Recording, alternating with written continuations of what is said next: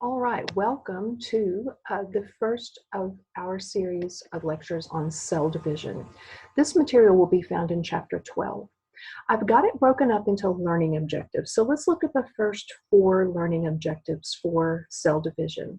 There's quite a bit to read on here. You also have a copy of these in Canvas, but we're going to be looking at cell division, listing some reasons why cells need to divide, and then I've given some questions about this. Hopefully after you hear these lectures, you'll be able to answer these questions. Learning objective 2, we're going to be talking about DNA, genetic material, some terms that are used to refer to the DNA, and you will also be answering some questions about that. Learning objective 3, we're going to be drawing a flow chart or a diagram that illustrates the phases of the cell cycle. And in objective 4, what do these subphases, what occurs during these subphases, and would we draw a circle to represent the cell cycle? All right, so going on, the cell cycle is what we're going to be talking about in the first part. So the continuity of life is based on the reproduction of cells or cell division. So we're going to be looking at one cell dividing into 2. Here's a video of cell division here. This is in a sea urchin embryo. For some reason, this animal is one that's studied quite a bit in these early stages of division. So one cell dividing into 2.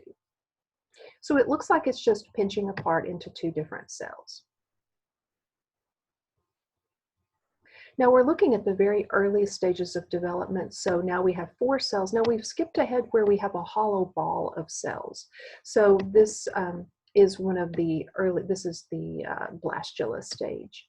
So now we're getting into where some of these cells are starting to migrate toward the, to make a channel through here. This is going to turn out to be the gut of that organism. So it will actually make an opening here that goes all the way across. So once again, these are in the very early stages of what we call development from one cell into a multicellular organism. All right, so if we're talking about a multicellular organism, that's what we were seeing there. But if you're just talking about unicellular, if you just divide the cell divides one time and that reproduces the entire organism. So there are lots of unicellular protists that divide this way, and also bacteria divide by a process called binary fission. So going on to multicellular, this is what we're going to be spending most of our time talking about. So what are the reasons that multicellular eukaryotes, animals, plants, fungi, certain protists, why do they need to divide? Well, number 1, development from a fertilized egg. That's what we were seeing in the video. There was a single cell, that was the fertilized egg, that was dividing into 2 and then 4, and then we skipped ahead to see the multicelled blastula stage. So of course cells have to divide to make more cells here. Also growth of an organism, just adding more cells to become a larger organism, growing, developing in height and length and things like that. Also for repair, if cells are damaged, old, worn out, cell division will repair and replace those cells. So here's an example of asexual reproduction here. This is a protist that is dividing, and so this will be a new organism, this will be a new organism. Growth and development, this based on what the video that we saw, so developing from a single-celled organism into multi-cells. And then tissue renewal or replacement here, just dividing to fill in for cells that have been damaged. So most cell division will result in identical daughter cells, and by identical we mean genetically identical, the same DNA. So most cell division results in 2 daughter cells with identical genetic information, and the DNA, of course, is what we're referring to when we say the genetic information. Now there is an exception to this that we'll be talking about in the next chapter. It's called meiosis. It is the way that gametes are formed. So these gametes are not genetically identical. But for this unit, we're going to be talking about another process called mitosis, where we do get the genetic material is identical. So let's learn a few definitions about what we use to refer to DNA. So all the DNA in the cell, if you look at all of it, we call it the genome. So the cell's genome is composed of all of the genetic information, all of the DNA. The DNA molecules are packaged into what we call chromosomes. So you might recall that in humans we have 46 chromosomes, and so these are just individual structures that are 46 different chromosomes. But eukaryotic chromosomes consist of something called chromatin. Now we'll use this word chromatin to refer to these chromosomes because the chromosomes themselves aren't just DNA, they are also complexed with these proteins called histone proteins. Now the chromatin, when you look at it in a non-dividing cell, you don't see the individual chromosomes because they are diffuse. Whenever it's time for cell division, these chromosomes will condense, the chromatin will condense into what we call chromosomes, and we will be able to see the individual chromosomes. So let's look at the structure of a chromosome after it's been duplicated and when it's at a condensed stage, so that we are able to see the different parts. So what I'm going to show on the next slide are the sister chromatids and the centromere. So let's take a look at this slide. This is a pretty important slide for us to understand what structure we're looking at here. Whenever you see something like this, I want you to always think the word duplicated chromosome. Okay, so this word is duplicated chromosome. Sometimes you might see replicated.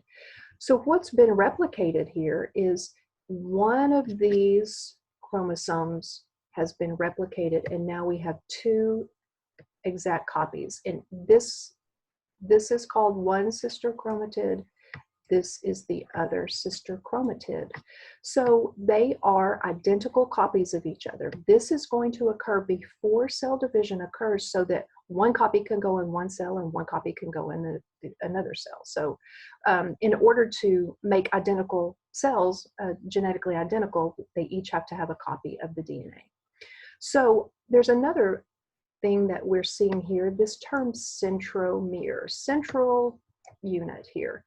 There's kind of a little restricted, cinched in area here that we call the centromere. So this is the centromere.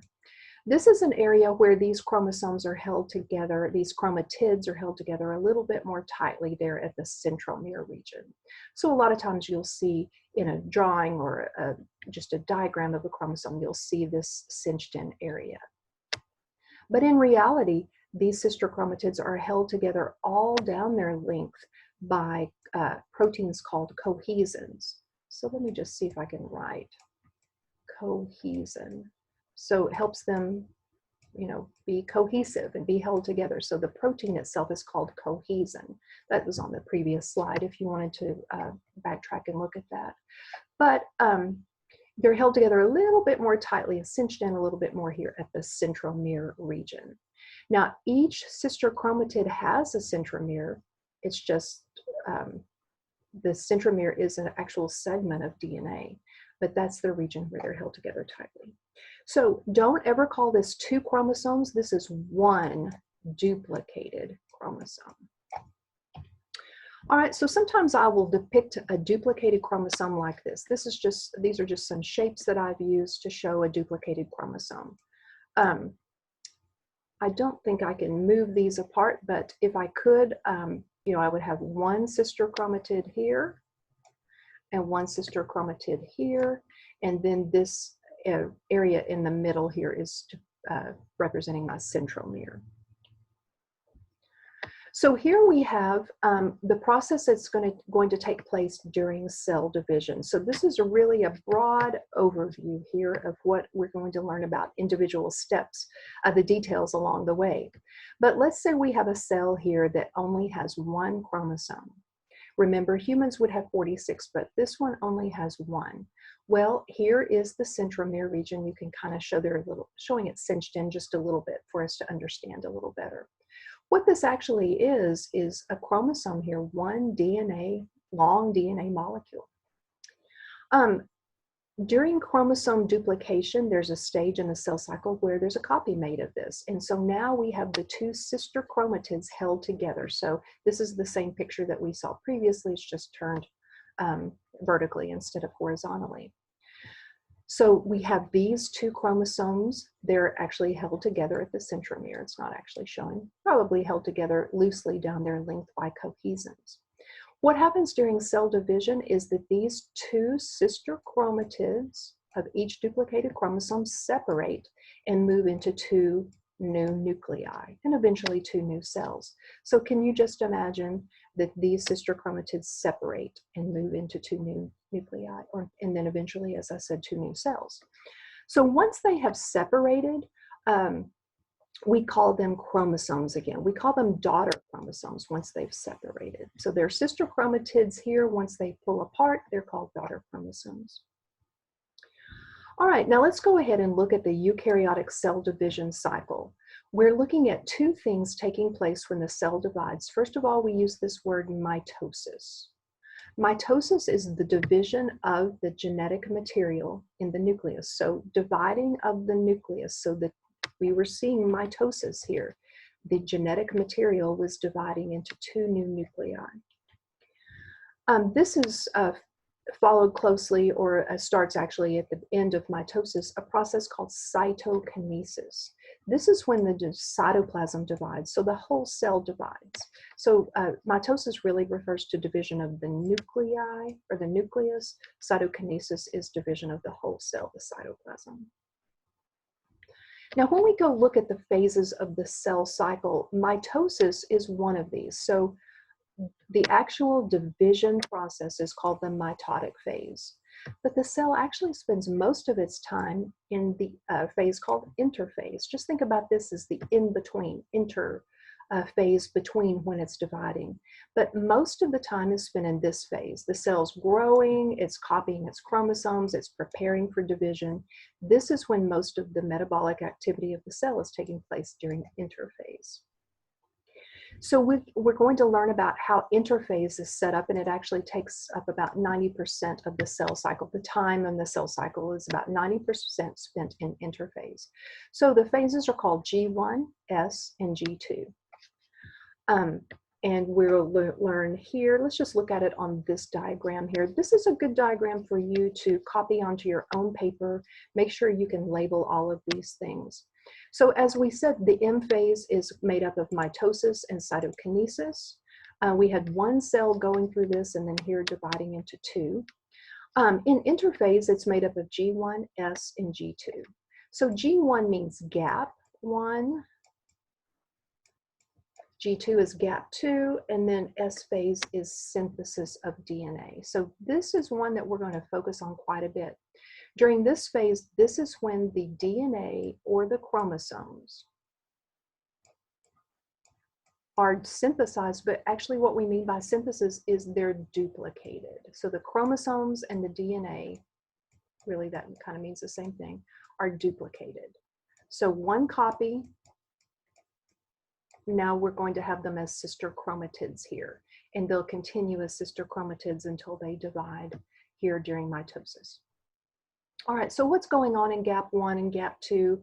Growth, metabolic activity, preparing for cell division, things like that when they get over here in gap 2.